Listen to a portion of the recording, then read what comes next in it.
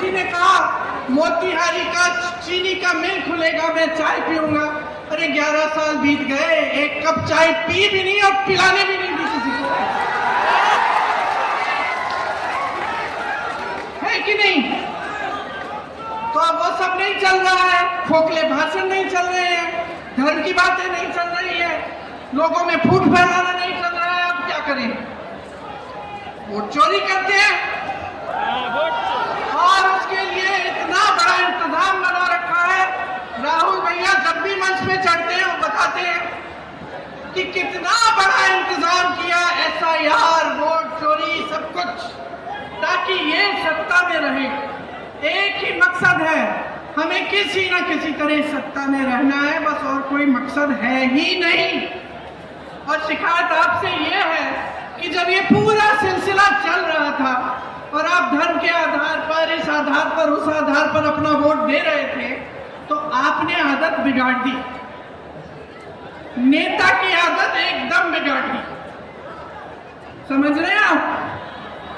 अब आज मैं नेता हूं, अगर मुझे मालूम होता कि भाई मुझे काम करने की जरूरत नहीं है, मुझे कोई उद्योग नहीं लगाना, मुझे कोई नौकरी नहीं दिलवानी, कोई रोजगार नहीं दिलवाना, कुछ करने की जरूरत नहीं है, मैं चुनाव के समय धर्म का नाम लूंगी, मुझे वोट मिल जाएंगे, तो क्या मैं काम करती?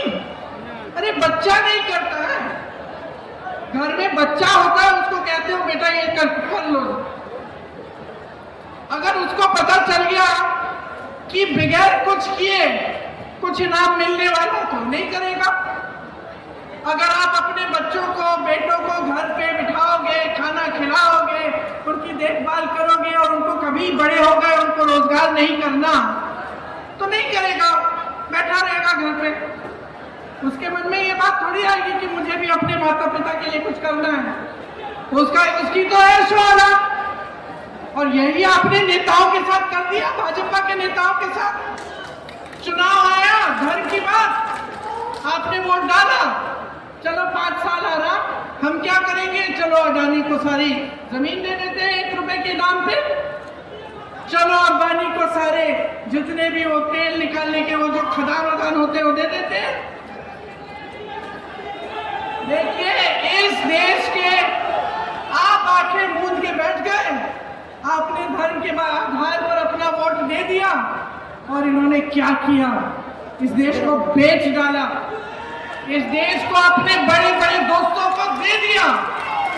वो संपत्ति आपकी थी, वो महात्मा गांधी जी की शहादत, आपकी स्वतंत्रता, आपकी संपत्ति को बनाने के लिए थी, और सारी संपत्ति अपने दोस्तों को दे दी।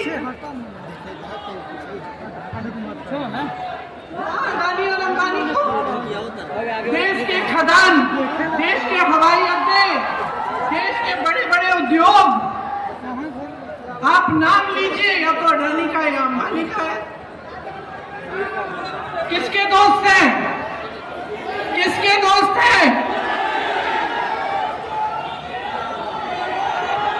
मोदी जी के दोस्त है ना। आंगनवाड़ी की महिलाएं थी, जीविका की महिलाएं थी, कहती है दीदी हम कमा ही नहीं सकते, हम 8 से 10 घंटे काम करते हैं, कोई रात को फोन आया कि डिलीवरी है, हमें जाना पड़ता है। कोविड कोरोना के समय हमने सारा काम किया, अपनी जान को हथेली में रख के काम किया, लेकिन हमारी कोई सुनवाई नहीं है, हमारा कोई सम्मान नहीं है, हमारा कोई अधिकार नहीं है आज के बिहार में।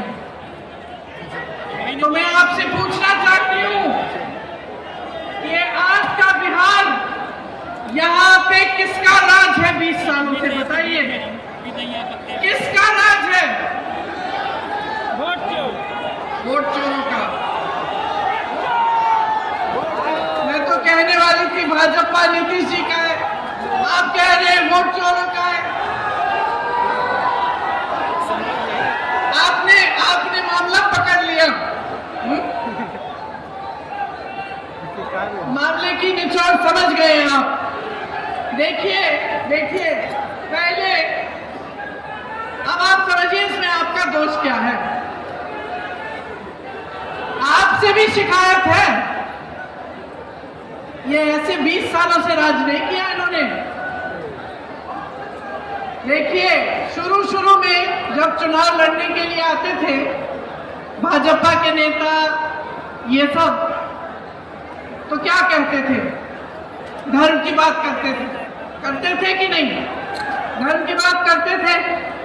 धर्म के आधार पर लोगों को बांटो, धर्म के आधार पे हमें वोट मिल जाएगा।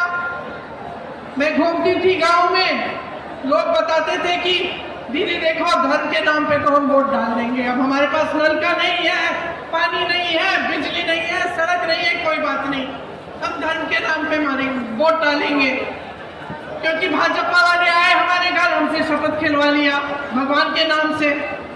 ये स्थिति थी। अब ये स्थिति चली एक आध चुनाव के लिए। पिछले चुनाव में इनको पता चला कि अब चल नहीं रहा है, कि हम जब धर्म की बातों पर लोगों को बांटने की कोशिश कर रहे हैं, वोट खींचने की कोशिश कर रहे हैं, तो लोग जवाब दे रहे हैं कि भाई हमारे नलके लगवाओ, हमें रोजगार दो, हमें शिक्षा दो,